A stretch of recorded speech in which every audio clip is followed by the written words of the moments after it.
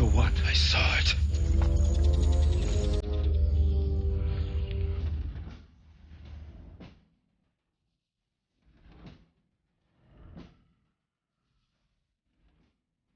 These two young writers, Thomas brothers, they'd written this spec script, which was Predator, snuck on the Fox lot, and they snuck it under somebody's door. Literally, somebody came to work the next morning, and here was the script, and they read it, and it was this movie. Knock, knock. I'd worked with Arnold Schwarzenegger as an executive on Commando, and he was a really good friend of mine. We started talking to Arnold about the script. Arnold said, I think you should produce this movie. You never say no to Arnold, so I came on board, and the project was born. Arnold, look a little more toward camera. It's funny, the budget original film was like somewhere between $14 and $18 million. You can't make a movie for that amount of money in Hollywood today. But it was a less expensive time in filmmaking. It wasn't an expensive movie to make, but even at that, we ran out of money 2/3 of the way through the movie. Came back and showed the studio 2/3 of a movie and said, okay, you guys should actually finish it. So they went back and the third act was shot and there was a complete movie. The chemistry at that moment with the writers and the director and Stan Winston, and the pieces just came together. I know that a lot of filmmakers say to me that it had an impact on them, that it was one of their favorite movies from growing up. So I think that there are certain movies for all of us that when we're young are seminal experiences that keep us interested in a certain genre, that make us think in a certain way. I'm surprised that the movie has held up so well over all these years. A lot of movies, you go back and you see them, and they don't really hold up. This generation and the next generation of filmgoers, I think, find the experience of watching this movie equally satisfying.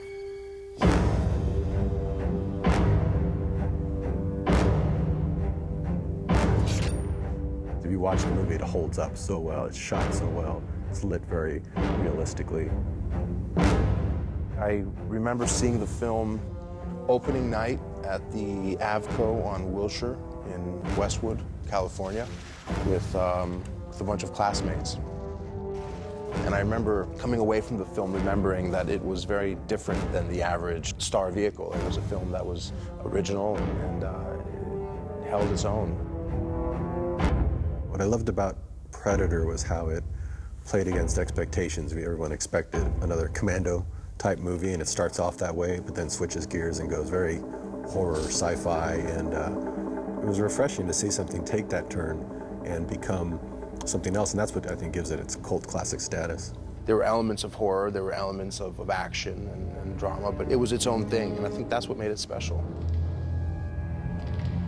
Predator is very distinctive in that Frankenstein monster sort of way, like the action movie mixed almost straight down the middle with the sci-fi movie.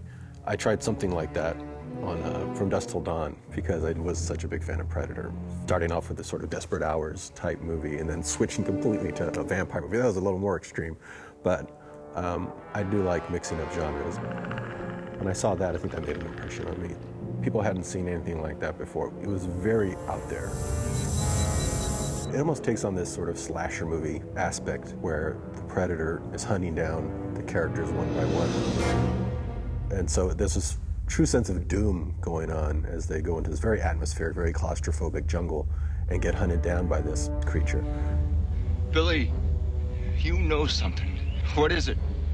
There's something out there waiting for us. And it ain't no man. But unlike most slasher movies where you don't care about the characters at all, they're just sort of more meat for the grinder, you really love the characters. We're all gonna die. I've always liked the actor Sonny. I love how he's just in tune with the jungle and how no one in the group was really that scared unless Billy's scared. When Billy's scared, then you know you're up against something. There's something in those trees. And how he goes out, how he just chooses to turn around and fight. I thought the audience loved that.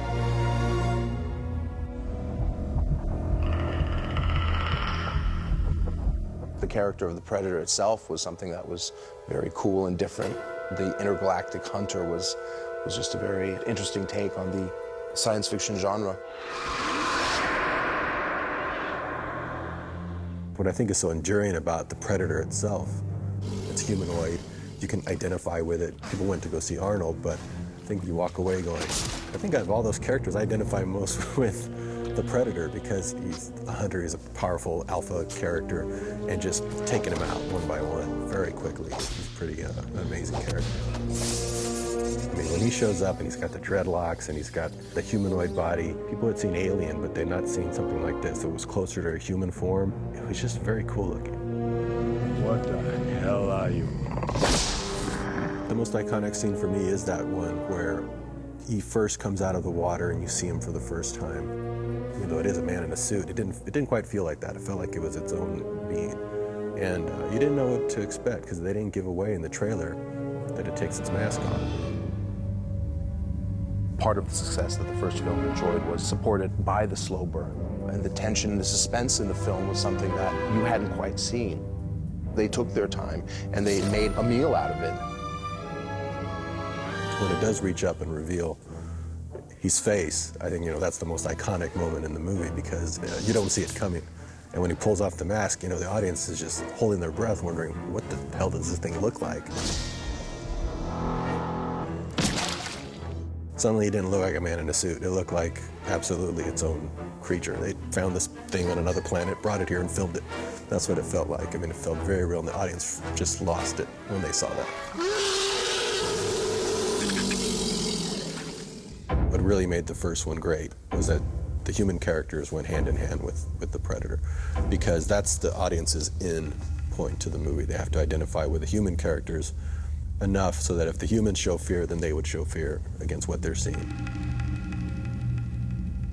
What makes it good, I'm not quite sure. I think that if we were to dissect it, we would probably lose some of its allure. Like everything that's great, I don't think there's a recipe for it. Great things stand the test of time, and the filmmakers really hit something special when they found it. A lot of people have said that movie was influential to them. Now, have they copied it in a way, shape, or form? I don't know that they have.